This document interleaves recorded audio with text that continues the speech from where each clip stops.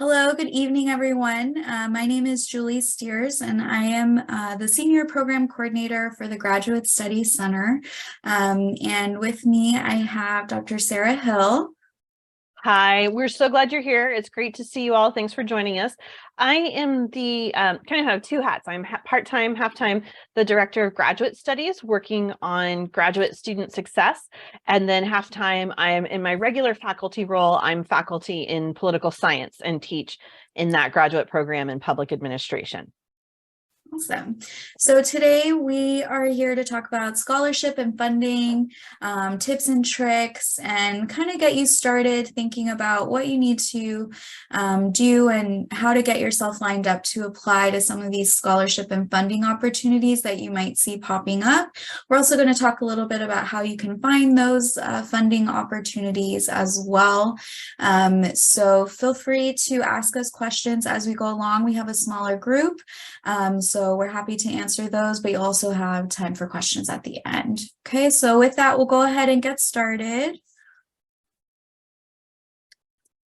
All right, so this is our application agenda for today. So we're going to talk a little bit about application management. So, there's a lot of applications and scholarships and things that you might be applying for. And so how do you organize that and what should you be looking for?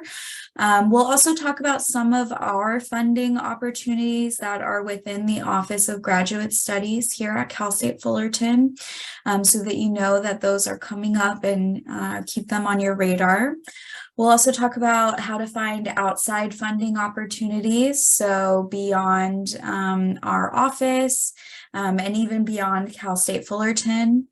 And then we're going to talk about different aspects of the applications for scholarships, like letters of recommendation, CV or resume, writing short answers or statements of purpose. So all of those different pieces and tips and suggestions for how to put your best foot forward with those pieces. Okay, and then of course we'll have time for questions and answers, and you'll have our contact information as well at the end. We're also recording the session, so feel free to take notes or anything like that, but you'll also be able to access it later. We're going to be posting it on our YouTube channel, so don't worry too much. Okay, so first step, we're going to talk about application management. So the first thing to know about scholarships, it's not a standard application, right? Which can sometimes be a little frustrating because you do have to manage and juggle different opportunities because they're all going to be different. It's not going to ask for exactly the same thing, and there's not going to be one main portal where you can apply to everything that you need to apply to. So with that, you're going to have to juggle a little bit and make sure that you're getting the right information that you need for each scholarship opportunity, because they're all going to have different requirements and deadlines. Keep in mind that some also might require significant time to prepare. We'll talk about some that are for students in a doctoral program. We'll talk about some that, you have to have a mentor lined up, things like that. So keep that in mind as you're researching. You might need to look a little farther in advance so that you can prepare yourself to be a good candidate for that scholarship. Okay, and then the other thing we want to really hit home today is research. So we can give you as much information as we can and tips and tricks, but it's also going to come to some of your legwork, right? And really doing the research, finding those opportunities that fit with your specific situation and your interests, your field, everything like that. So definitely come into this with an open mind to really find those opportunities. Okay. So these are some things that we want you to learn about each scholarship or each application. So the first is deadlines, right? So you want to do deadlines, date and time. So some of them are going to be, they're just going to have a date, but a lot of them will say like 11:59 p.m. or noon or whatever. So you want to note that so that you don't accidentally miss something just because you weren't maybe noting that there was a time attached to the deadline as well. Okay. And then the next biggest piece is going to be the specific application requirements for the scholarship that you are looking into. Okay.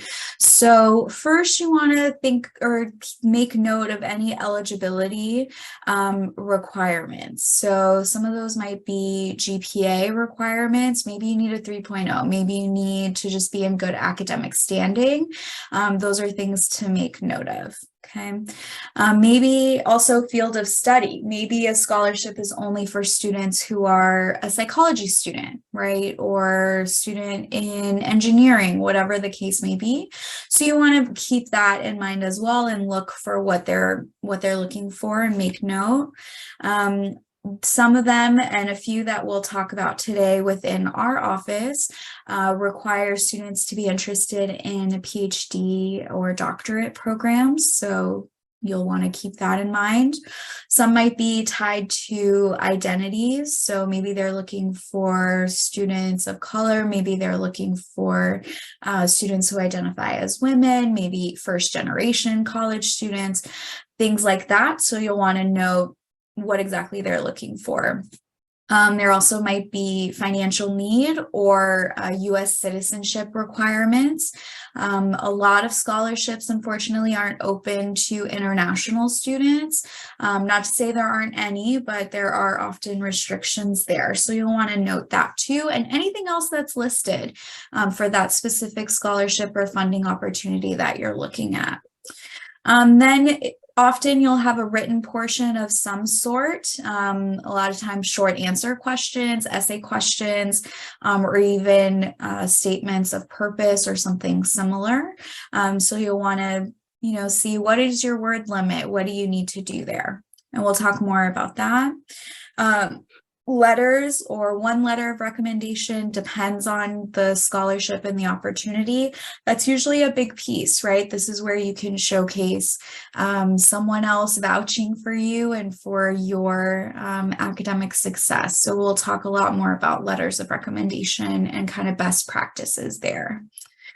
And then transcripts might be required. Make note if it's official or unofficial that they're looking for. They are different, and you don't want to miss out on something just because you sent unofficial when really they needed official. Okay, so if they're asking for transcripts, definitely make sure that you are paying attention to that requirement. And then you also want to make note anything that's required of students who actually get the scholarship. So sometimes it's free money and it's like, okay, go on your way, have a great program, and that's it. But other times they have requirements. Maybe there's a mentorship aspect that you have to meet with a mentor a couple times a semester. Maybe it's conferences or trainings or even workshops, events that they want you to go to as being one of their scholars. So you want to make note of anything that they require so that you know if you can commit to that or not before you're applying, so that you can keep that in mind as you're planning for the upcoming scholarship term, whatever that is. Okay. And then, of course, you want to note the submission process. Pretty much everything is online these days, of course, but maybe they have a separate application portal. Maybe you're just emailing things to someone. It's all going to depend. So these are all things you want to be looking for when you find a scholarship opportunity and making note of those. This is an example of how you can manage some of your scholarships or application deadlines, things that you need to get in order. This is literally something I pulled from Google when I put in like scholarship tracking sheet. So there's lots of options that are already pre-made that you don't have to build from scratch. And you'll see, you can just simply put the different scholarships that you're planning to apply for, and then all of the different requirements that you're going to have to tick off and check off. And you can keep it all in one place to keep yourself organized. Because these scholarship deadlines, they're going to be different. It's not going to be all at the same time. They're not going to be awarded all at the same time. So a spreadsheet like this, or something to help you manage those timelines as well as the requirements, is going to be really, really helpful. So keep this in mind as an option to keep yourself organized. Okay. All right, so now we're going to talk about a few specific funding opportunities within the Office of Graduate Studies, just so that you're aware of them. You can keep them on your radar in case you fall into these categories. Okay, so we are the Office of Graduate Studies, of course. So first up is a Graduate Equity Fellowship. This fellowship is an award of $500 to $2,000. So we look at the pool, and then we'll award either 500 or 2,000 or somewhere in between, depending on how many students we have applying, as well as the status or the quality of the applications. Okay, the purpose of this fellowship and funding is to increase the diversity of students completing their graduate degrees at Cal State Fullerton. So it is for admitted or current CSU graduate students. So if you're a current grad student and you're in our program here at Fullerton, great. If you are applying to be a grad student with us, and maybe you're applying for fall 2023, you can still apply for this cycle as well, okay, for the Grad Equity Fellowship. A few requirements to note: you are required to be a California resident or AB 540 student on file. So international students are not eligible for this one. And typically, you're also required to be at least half-time, which most of our grad students are. And then the deadline is going to be May of each year. So we haven't picked the exact date, but you can, we'll give you our QR code for our website towards the end, and it'll have all of our funding opportunities there. And you can see when it was last year. It's going to be probably very similar for next year for 2023. Okay, so that's the Grad Equity Fellowship. So that's one to keep in mind. Next, a big funding opportunity that we have in the Office of Graduate Studies is the California Predoctoral Program. It's a mouthful, so we call it Sally Casanova Scholars. Okay, so this is a $3,000 award. And the real goal of this is to assist students who want to go into doctoral programs and who are applying to doctoral programs. So this $3,000 can go towards travel to these doctoral granting institutions. So if you're going to go get a PhD, you probably want to go to the campus, right? And you probably want to talk to the faculty there to see if their interests align with your research interests and get a feel for campus life, everything like that. So you can use this money to do those visits so that it doesn't have to come out of your pocket. It can also be travel money applied to professional meetings, conferences, things like that that are going to help develop you as you're applying to those doctoral programs. You can also use the funds for a variety of other things that are listed here. A lot of what students use it for is the actual application fees for these doctoral programs, test preparation, like if you have to take the GRE for your application, as well as student memberships in professional organizations, and a variety of other items that we can talk about further if you're interested in this one. Okay, so as far as eligibility, let's talk about that. So juniors, seniors, or current graduate students are eligible, but there are a few requirements in there. You have to be applying or wanting to apply to doctoral programs, specifically research-based, so a PhD pretty much. And you also have to have at least one more semester as a student during the award year. This cycle is open right now for Sally Casanova. So for this current cycle, you need to have at least one more semester as a student with us during the 2023 to 2024 academic year. So if you still have, you're still going to be enrolled in fall 23, you're good to go. You can apply for Sally Casanova. If you're still going to be enrolled in spring 24, same thing. You're good to go and to apply for Sally Casanova. Okay, so we do need you to still be an active student during that award year for at least one semester. You do need to attend an information session to apply. I'm hosting those. I am the coordinator for this funding opportunity on campus. At the QR code that's on the page here, you'll see more information about this, but also how to register for those information sessions so that I can tell you even more about this program and how the application process works. And then I've given you a couple deadlines there to keep in mind if this is something that fits for you and that you're interested in applying for. So January 27th is the first application deadline, and then we have a final application deadline of February 17th. Okay, any questions about that, you're going to reach out to me. And again, my contact information will be at the end, or it's also on the website here if you follow the QR code. Okay, so that's Sally Casanova. The next one is also a Chancellor program. It's called Chancellor's Doctoral Incentive Program. We call it CDIP. So this is up to $30,000 in student loans. Okay, so this is a big one, but keep in mind it is loans. It is not a straight scholarship. So we want to, we don't want to misrepresent that at all. It is student loans. But the big benefit here is that it's an opportunity for loan forgiveness if the awardee ends up working at the CSU as a faculty member.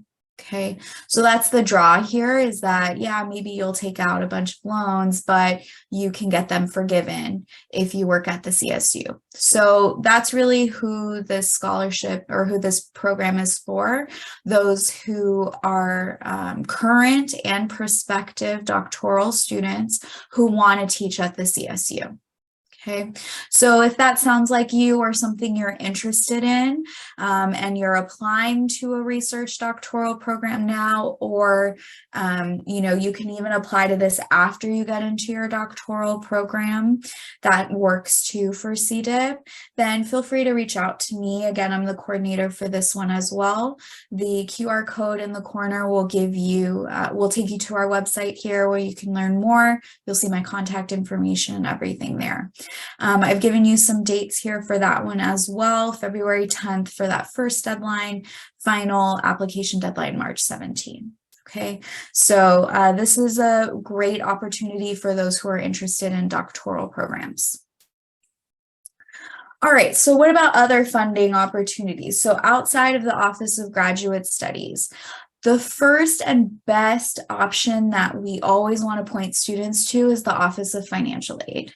So first of all, even if you are a grad student or someone who is thinking about grad school, you might not know whether you need to submit FAFSA or not, or is it going to give you funding or just loans, or how is that going to work? Always do FAFSA, because you never know. Okay, so maybe they'll come back and say that they're only offering you loans, but maybe they will offer you this state university grant that is still available for graduate students here at the CSU. So definitely keep doing that FAFSA application, especially if you're an undergrad and you're already doing FAFSA. Just keep up with the trend, right? And with the habit, do it every year, and they'll let you know what your specific award is based on your specific financial situation. Okay, but there is funding available even at the grad school level. So keep that in mind, and you can always reach out to them if you have questions, like if you went to the CSU with undergrad and kind of those limits. The financial aid office will be able to help you understand that. The financial aid office has this huge list of scholarship opportunities at the CSU or at CSUF, but also outside. And this is a great place to find like non-scammy options, because I know when I was applying for school and scholarships, there were lots of these websites like scholarships.com or, things like that. And it has all the ads and it wants you to put in all your information, and you just want to be really cautious of things like that. But the anything that's on the financial aid website, it's been vetted and it's going to be a great place to start. Okay, so you'll see the QR code, which takes you directly to the scholarship page on the financial aid website. A lot of them are grouped by college even to make it really easy. So, if it's for your specific field or anything like that. So definitely peruse, take a look there. They also do additional workshops, somewhat similar to this one today. So I'm sure you'll learn even more tips and tricks, but scholarship student webinars that they offer. I gave a screenshot of some of the ones that are coming up, but you can register for those on the website at the QR code. So check those out. Great place to start. Okay, and then some other places to look too, especially for graduate students, but undergrad as well, if we have some undergrad students here with us. Your department, right? So a lot of times there's scholarship or work opportunities, even, some paid internships, things like that, that are department specific or even program specific. Some of this can come from donations, endowments.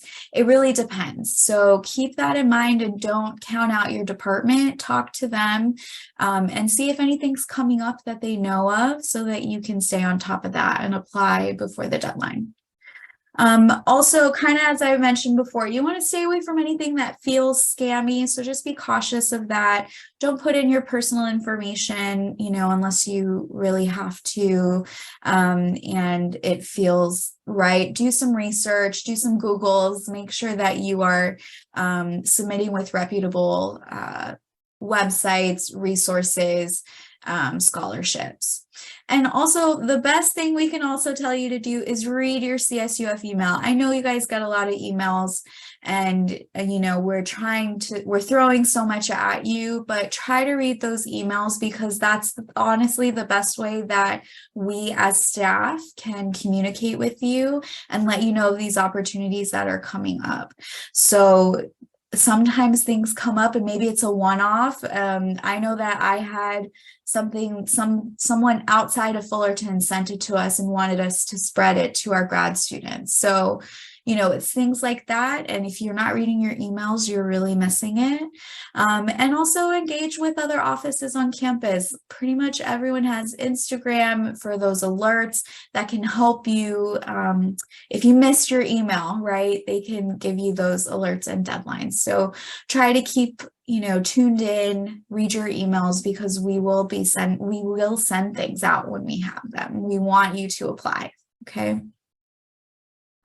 With that, I'm going to go ahead and pass it over to Sarah, because now we're going to get into the portion of the actual pieces of an application and best practices for that.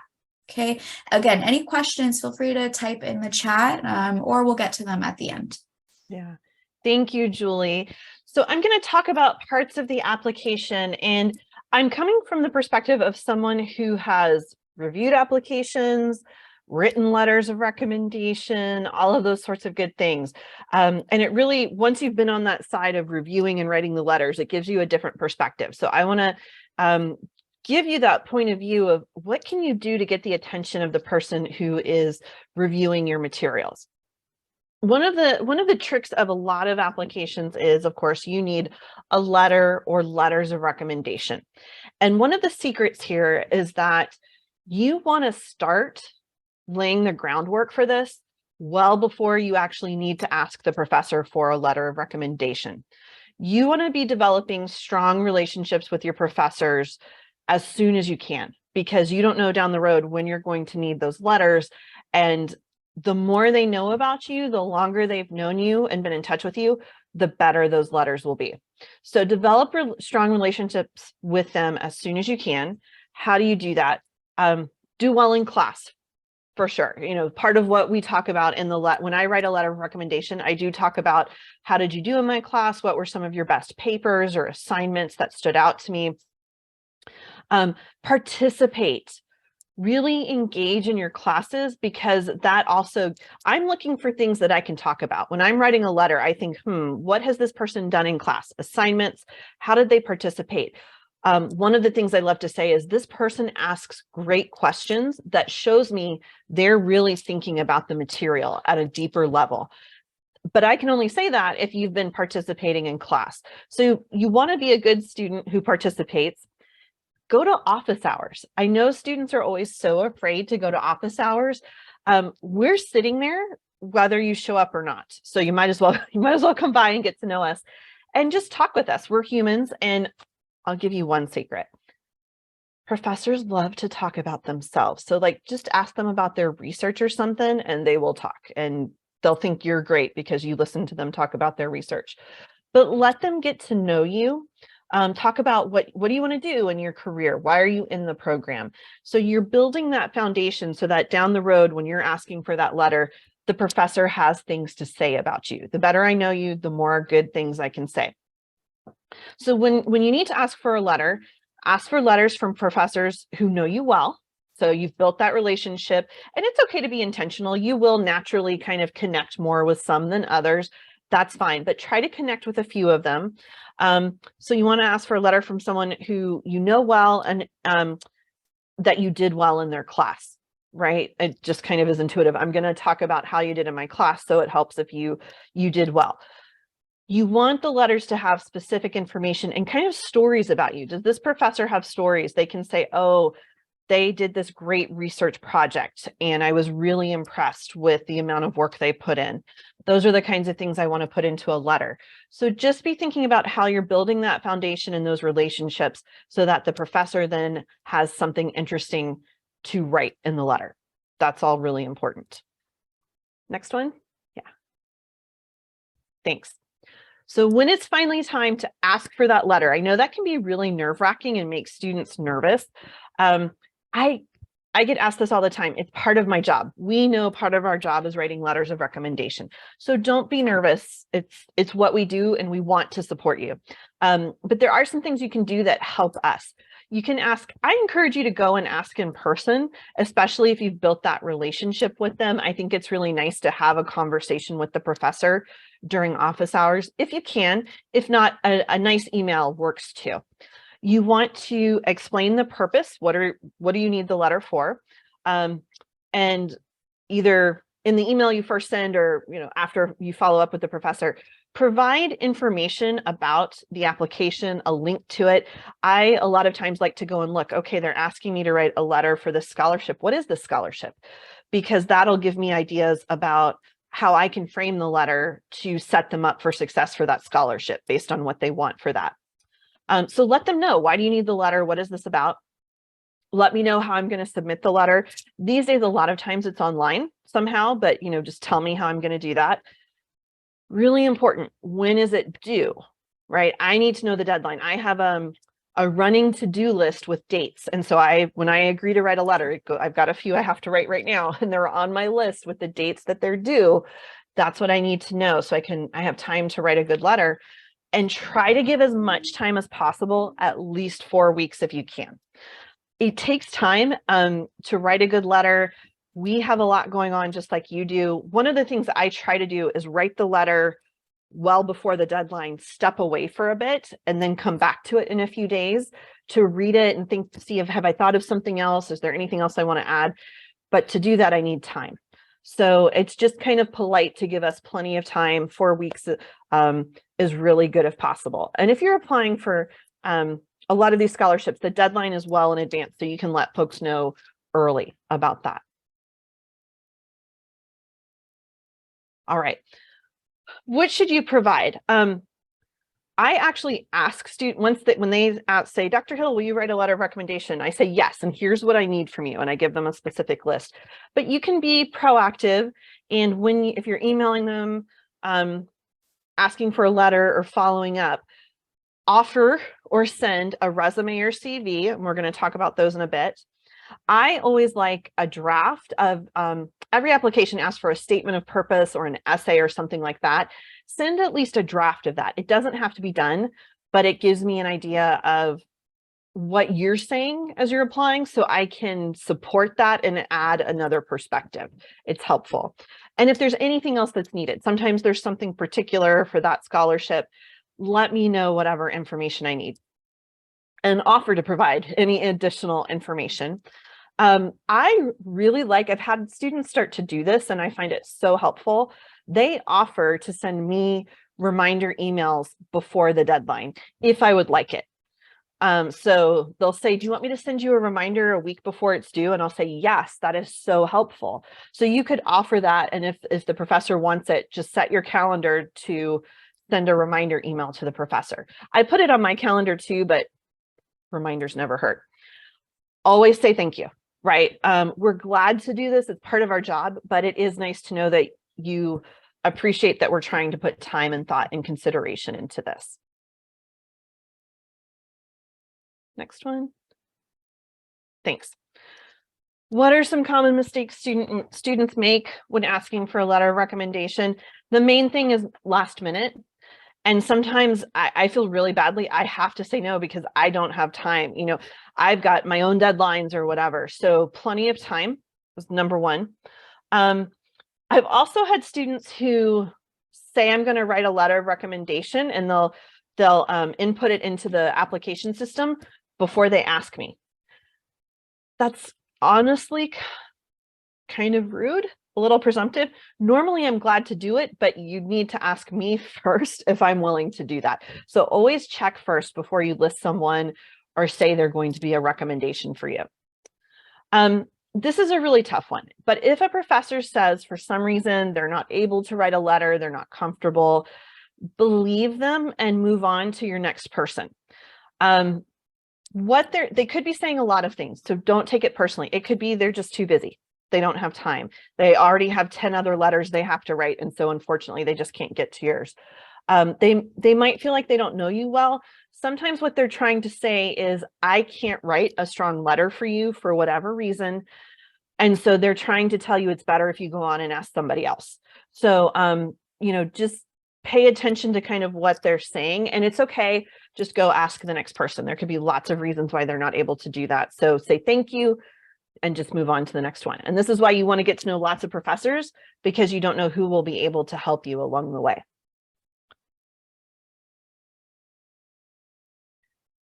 Okay, this is important. Always follow up. At least send a thank you email. Once the professor has submitted, send a nice thank you email, because they did. I put a lot of time and energy into my letters. And so it really means a lot when a student lets me know they appreciate it. If you can write a handwritten note, that's so rare and it means a lot. Do that if you can. It's okay if not, an email is great. And then the other thing is, let the professor know what happens. I have a student who I know got a scholarship on the letter I wrote, on the recommendation I wrote, and never told me. And I'm like, dude, that's just not nice.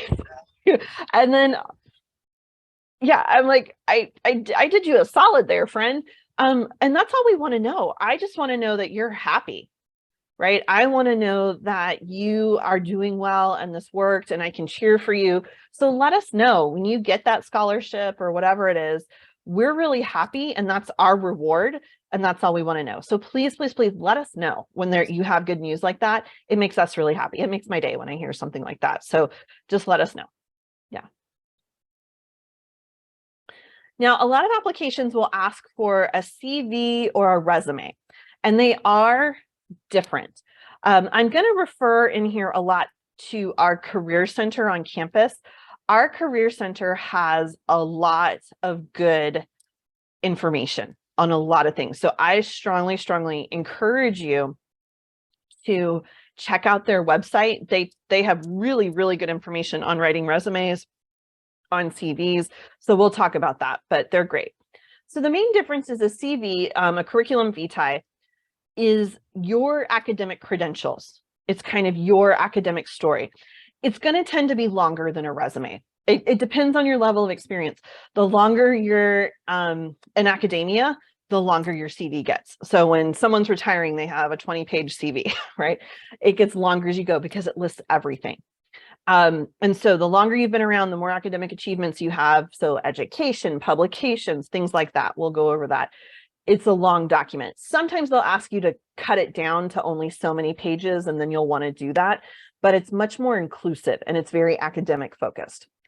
A resume is more like for a job and talking about what are your qualifications for a specific position? What background and skills do you have that make you a good fit for a specific position? And that tends to be much more concise, about 1 to 2, a lot of times 1 page, at most 2 pages if you've had a long career. But that a resume is generally much shorter, and it points to specifically why you would be a fit for a certain job or position.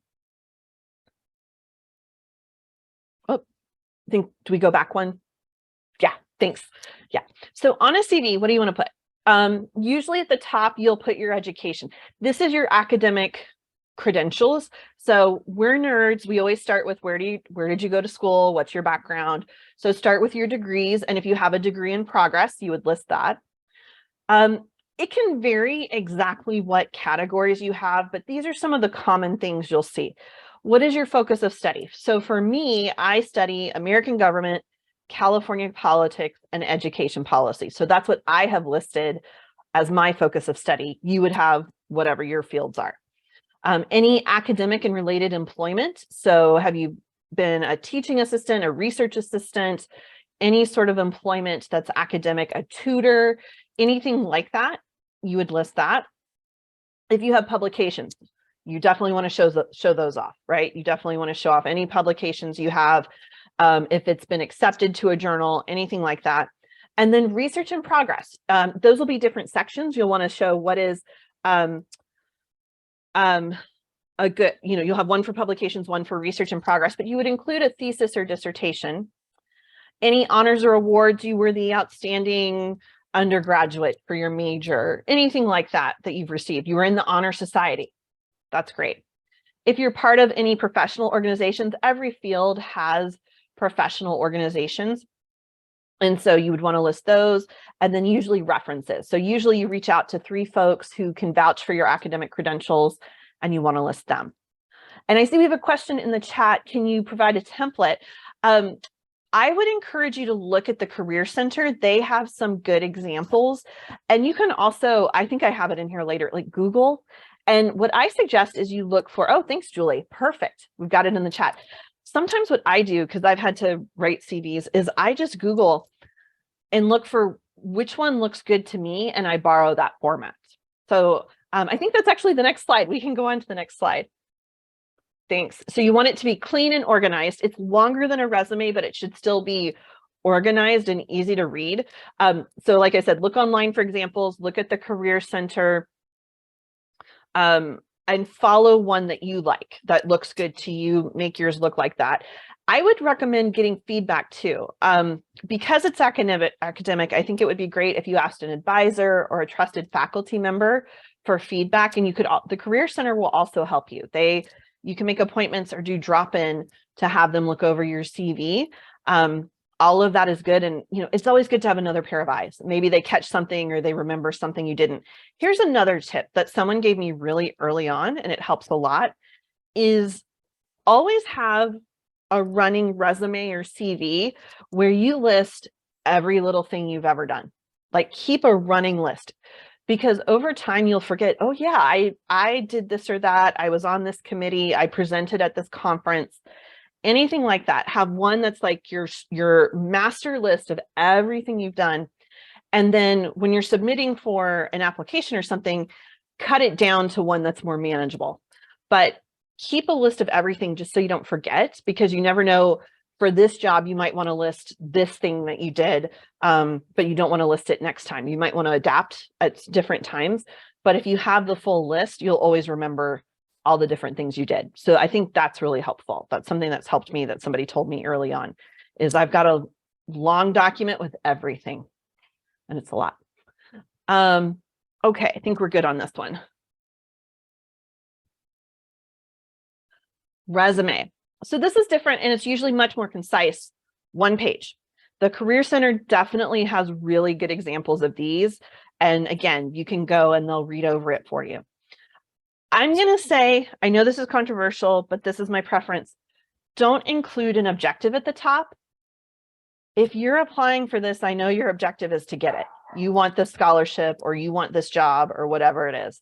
We know that. And you only have one page. So use that space to show off who you are, because I know you want the job or the scholarship or whatever it is.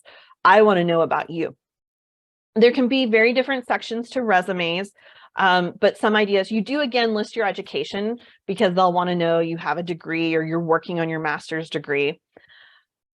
The big section is usually your experience. What kinds of jobs have you had? And that could include volunteering, things like that, that show your skills, and you want to use action verbs. The Career Center has really good examples, and they give you actually a list of action verbs to show what you can do. You want to be specific and show what kinds of specific things you have experience at that could translate to the opportunity you're applying for. You often want to list honors and awards if you have those. You can also list skills, but they should be measurable. So you don't want to say, I'm a people person. How do you measure that? You want to say, I am fluent in this language, because fluency is something you can measure. I am proficient at Microsoft Excel, because we can measure that. So you want to, it should be specific skills that can be used on the job, not I'm a people person, because I don't know how we measure that. So those are some ideas of things that you can include on a resume when that's what you're submitting. For both CV and resume, proofread. One thing with the resume is it is a really quick first impression. They scan it for seconds and will make a decision on you. So you want it to look good. You want it to be proofread. That's why, get folks to look at it for you. Go to the Career Center. They have a really good resume guide at the Career Center with examples. They have drop-in hours where they'll go over your resume with you. Make use of all of that, because both your CV and resume, that's a quick first impression that matters, and you want it to look good. So those are some things to think about. They will help you with personal statement. Yeah, the Career Center will help you with almost anything related to these kinds of applications and all of that. They'll help you. They'll help you with a personal statement for a PhD program. For something like that, you might want to make an appointment rather than do drop-in.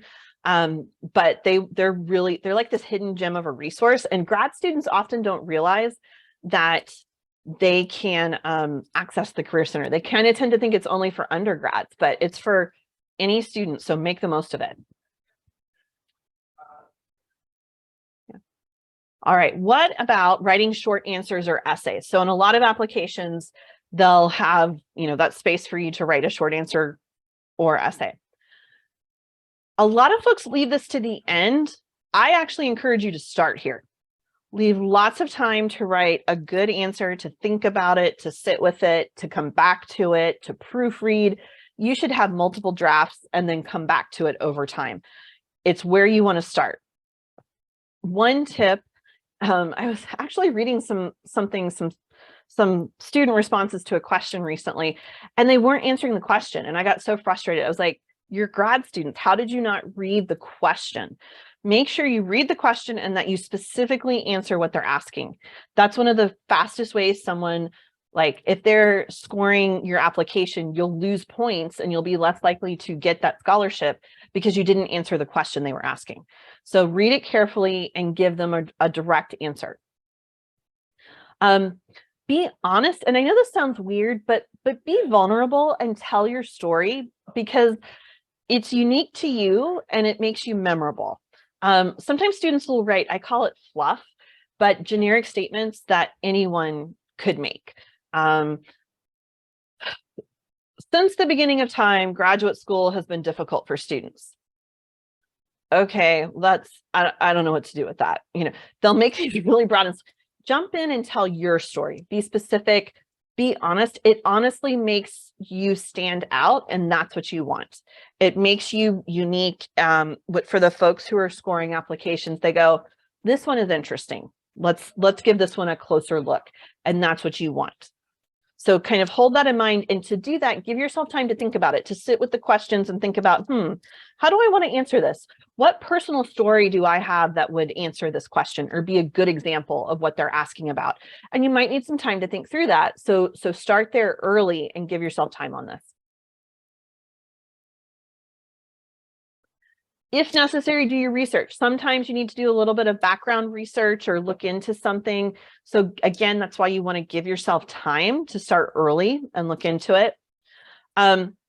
Show time and consideration. That's like back to that proofreading. If it's not proofread, I don't think you spend a lot of time on this. You don't really, it kind of gives the impression you don't really care about it, and you don't want to do that. You want to show that you care. So give it time and consideration, that I say, this person was thoughtful and they really paid attention to what they wrote here. That's what committees are looking for when they review these applications. And one thing to remember is they might read lots of answers and essays, like a lot. Why will they remember yours? I think that's, and if you've been honest and told your story, they're going to remember that. That's what stands out in the pile of applications. Kind of saying the same generic answer that everyone else has said, it does, or, typos and that sort of thing doesn't stand out as much. So this is an example. I kind of made these up and tweaked them. So this is kind of based on the grad equity fellowship that Julie told you about. One of the questions we had on it last year, sometimes the exact questions change a little bit year to year, but one of the questions was, describe your financial need or a significant hardship you are experiencing, because it's supposed to support students with financial need. So let's pretend these aren't actual student answers, but it's sort of along the lines of the sort of things that we saw. Question 1, with inflation, gas is much more expensive, so the price of traveling to and from school is very high. Yeah, that's kind of that generic, we all know gas is more expensive. Trust me, we all are feeling that. You haven't really given me a lot of information about you. Versus number 2, I help to support my family in their living expenses. While I worked before graduate school to save money, with the current inflation, I am not able to help my family as much as is needed, and I've used up my savings. I'm continuing to work part-time, but because my program requires significant time for research, I am limited in how many hours I can work. This scholarship would greatly help me in continuing to support my family. So you can see where that's much more specific. It explains the situation. It explains how this student is really working, and with inflation, they're just not able to keep up. They are trying. And you can see where that stands out a lot more. And that student actually put some time and thought into saying why, not just, it's expensive. That's kind of a difference that's going to stand out. And it doesn't have to be super long, but it should be kind of specific and tell us your story so that we understand who you are and what's going on for you. That's going to stand out a lot more than the first one. So that's the kind of thing to think about. And that's hard. They're being really honest, right? They're being really vulnerable. And I know that's hard to do, but it does help us understand your situation and why this would really support you. Versus the first one, I don't really know why there's financial need there. It's more expensive for everybody. Why do you have more need than someone else? So you want to make sure you're answering that question. Those are the kinds of things you can think about.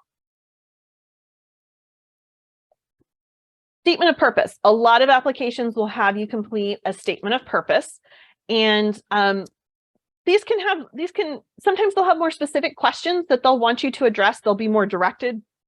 Sometimes they're kind of open. So you'll want to read it and read through what the specific directions are, but there are some general parts that you usually want to include. So the general idea of this is you're telling your background and why you want to pursue this opportunity. Why are you pursuing an advanced degree or a position or a scholarship? It's why you're a fit and why you're going for this. So it's your chance to make your case. And so you want it to be really strong because the committee will read it and it's you making your case. So first and foremost, again, follow that prompt. They might have some specific questions they want you to address. Make sure you do that. Always follow directions, number 1. But what parts do you normally have in here? Some common things you'll have your background. So when you explain your background, what experiences have prepared you? What have you gone through? What have you learned? What is your previous education? That sort of thing that prepared you. Why are you interested in this? right? So if you're in grad school, if you're looking for a PhD program, that's really specific. So you need to, there's a reason why you have a specific interest there. Explain what that is. Explain how you're a nerd for this topic. That's what we're looking for. How are you a super nerd for this topic? That's what we want to know. Why would you be successful if we only have limited spots or limited money to give away? How do we know you're going to be successful? And so we should give this to you because you're going to use it well. And provide specific examples. Again, being specific actually makes you stand out. And it gives us kind of a hook to remember you and to say, okay, because of this experience they had, they're really interested in this field and I can see how they're a good fit. So those are things that help there. Oh, you want to go back one maybe? Yeah, qualification. So what qualifies you for this? What is your undergrad degree? How did it prepare you? Classes you took, things like that. Do you have expertise? So in my field, you might say something like, I specialized in American government. I took all the classes I could in American government. And so that's why I want to go on for a PhD that focuses on American government and policy. Anything like that to set you up. Major achievements. Did you take a specific course? Did you write a thesis? Did you do an independent study, get an award? Anything like that. Do you have relevant experience? Maybe you did a really cool internship, you've done research experience, jobs, volunteering in your field. So it's setting yourself up for how are you qualified for this position.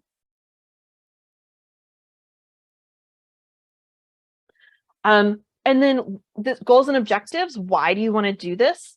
What do you specifically want to study? So it's telling us, why you're there, why you want to be there.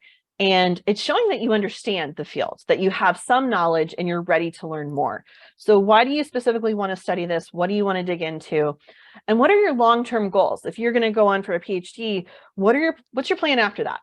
How is the graduate degree going to help you get to whatever those goals are? So you want to explain that. And how are you going to have an impact in your field, for society? What are you going to do that's making a difference? So again, you're making a case for why you should get this limited resource. You're qualified, you're excited, and this is what you're going to do with it that we should be excited about. And that's why we want you. Again, the Career Center has good resources. They will go over your statement of purpose with you. They have information and examples. Use them because it's there and it's open to you as a student. And I think that's it.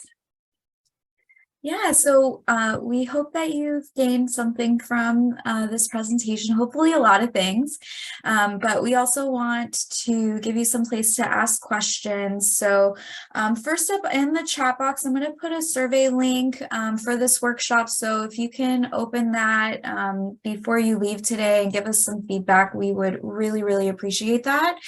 We're happy to stick around for a few minutes and answer any questions that you all have.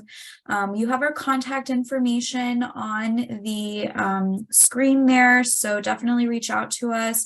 You also have a few QR codes there to go to our website. So it goes to our grad studies website where you can see our funding opportunities as well as the other resources we have, and also our Instagram page where again you'll have lots of updates there. So we're really glad that you were able to join us today. I'm happy to stick around for a few more minutes, but I don't see any other questions in the chat box. But if anything comes up in the next few minutes, feel free to let us know. And we just want to say thank you so much for joining us today. Yeah, thanks everyone. We're really glad you could be here.